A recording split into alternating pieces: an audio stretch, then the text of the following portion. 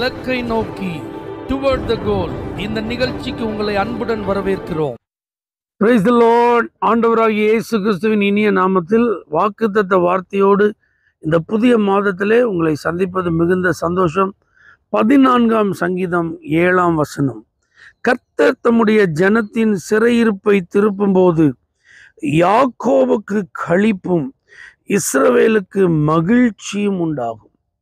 இந்த மாதம் கர்த்தர் உங்க எல்லாரையும் சந்தோஷப்பட்டு களிகூற செய்ய போகிறார்.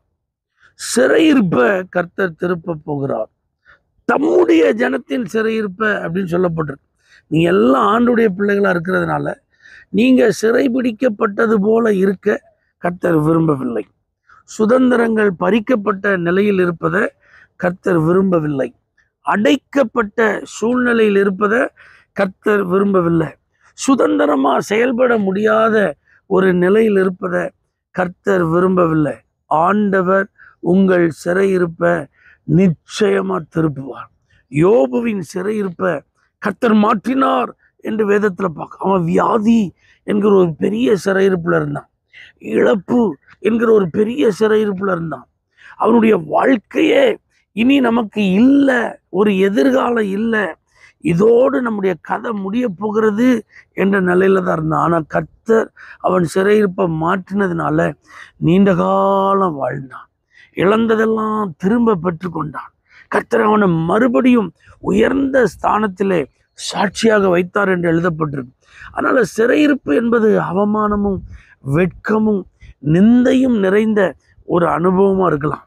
வருத்தத்தையும் வேதனையையும் கண்ணீரையும் அது உங்களுக்கு உண்டாக்கி இருந்திருக்கலாம். ஆனா கர்த்தர் சிறையிருப்பை திருப்பினால் இதற்கெல்லாம் சேர்த்து களிப்பு உண்டாகும். இதற்கெல்லாம் மொத்தமா கர்த்தர் உங்களை மகிழ்ச்சியினால நிரப்புவார்.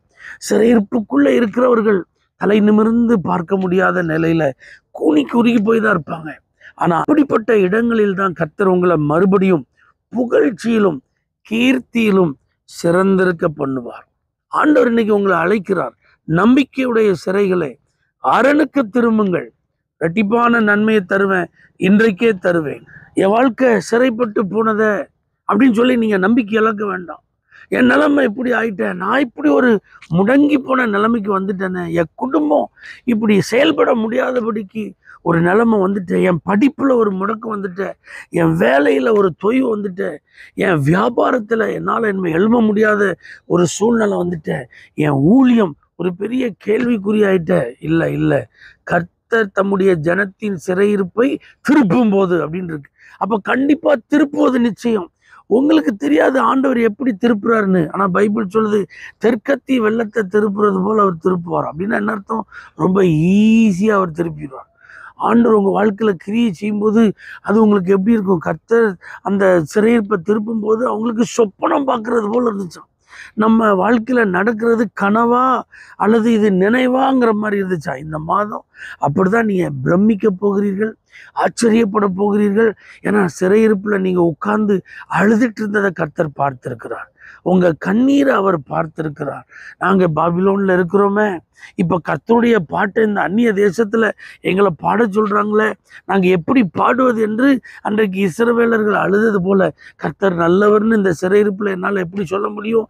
என் வாழ்க்கையில இவ்வளோ பெரிய பாதிப்புகள் இருக்கும்போது மற்றவங்கள்ட்ட போய் அவர் எனக்கு நன்மை செய்தார்னு என்னால் எப்படி சொல்ல முடியும்? கர்த்தரை துதிக்கிற பாடல்கள், கர்த்தரை மகிமைப்படுத்துகிற பாடல்கள் எல்லாம் அவருடைய கிரியைகள் பெரியது, அவருடைய வல்லமை பெரியது என்று சொல்லக்கூடியதா இருக்கு. ஆனா என் வாழ்க்கையில அவைகள் ஒன்றும் இல்லையே என்கிற அழுது புலம்புகிற ஒரு சூழ்நிலை அன்றைக்கு இஸ்ரவேலருக்கு இருந்தது போல உங்களுக்கு இருக்கலாம். ஆனா இன்னைக்கு கர்த்தர் உங்களை சொல்றாரு, அந்த ஜனத்தின் சிறையிருப்ப கர்த்தர் திருப்பினது போல இன்னைக்கு உங்களுடைய சிறையிருப்ப கர்த்தர் என்ன செய்வார்? மாற்றுவார். அடைக்கப்பட்ட கதவுகள் எப்படி தானாக திறந்ததோ, தூதன் வந்து இறங்கின உடனே சிறையில் இருந்த பேதுருவுக்கு முன்பாக கதவுகள் எப்படி திறந்ததோ, அதை போல இந்த மாத கர்த்தர் உங்க வாழ்க்கையில இறங்கி அவர் கிரியை செய்வார். தம்முடைய தூதர்களை உங்களுக்காக அனுப்புவார். தம்முடைய வல்லமையை உங்களுக்காக வெளிப்படுத்துவார். அப்பொழுது அதிகார கதவுகள் திறக்கும். எந்த விதத்திலும் உங்களுக்கு முன்பாக இனி பூட்டப்பட்ட ஒரு வாசல் இருக்க போகிறது இல்லை. நீங்கள் இனி ஒருபோது கட்டப்பட்டவர்களாக அடைக்கப்பட்டவர்களாக இருக்க போகிறதே இல்லை. நிச்சயமா ஆண்டவர் உங்க சிறையிருப்பை என்ன செய்ய போகிறார்? மாற்றுகிறார். இதை நீங்க நம்புறீங்களா? அப்படின்னா வேற ஒண்ணுமே இல்லை, தேவன் ஒருத்தர் இருக்கிறார். இதை நீங்க நினைச்சா போதும். ஏன்னா தேவன் இல்லைன்னு மதிகேடுன்னு சொல்றான்னு இந்த சங்கீதம் ஆரம்பிக்குது. அப்படின்னா என்ன அர்த்தம்? இப்படிலாம் நடக்குது, கடவுள்னு ஒருத்தர் இருந்தா ஏன் இப்படிலாம் நடக்கணும்? அவர் ஏன் இதெல்லாம் அனுமதிக்கணும்? ஆண்டவர் இப்படிலாம் என்னைய உட்கார வச்சு ஏன் பார்க்கணும்? அப்படின்னா என்ன அர்த்தம்? கடவுளே இல்லை, அதனாலதான் நிலைமைலாம் இப்படி இருக்கு, அதனாலதான் சூழ்நிலைலாம் இப்படி இருக்கு, அதனாலதான் இல்லைங்க. தேவ பிள்ளைகள் ஒரு நாளும் அப்படி ஒரு நினைப்புக்கு இடமே கொடுத்துடக்கூடாது.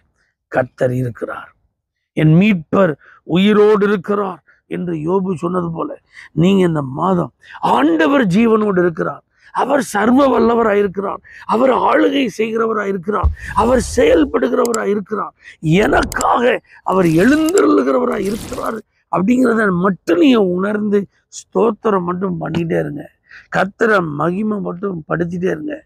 ஆண்டவர் நிச்சயமாக உங்களுடைய வாழ்வில் சிறையிருப்புகளை திருப்பி நிச்சயமா களிப்பினாலும் சந்தோஷத்தினாலும் உங்களை நிரப்புவார். இந்த மாதம் நீங்கள் விடுதலை அடைய போகிறீர்கள், நீங்கள் சுதந்திரவாளிகளாய் மாறப்போகிறீர்கள், ஒரு பெரிய சுதந்திரத்தை நீங்க அனுபவிக்க போகிறீர்கள். தகப்பனே, எல்லாருடைய வாழ்விலும் எப்பேற்பட்ட சிறையிருப்பு இருந்தாலும் கர்த்தர் அதை திருப்புவீராக, சந்தோஷத்தை தந்து ஆசீர்வதிப்பீராக.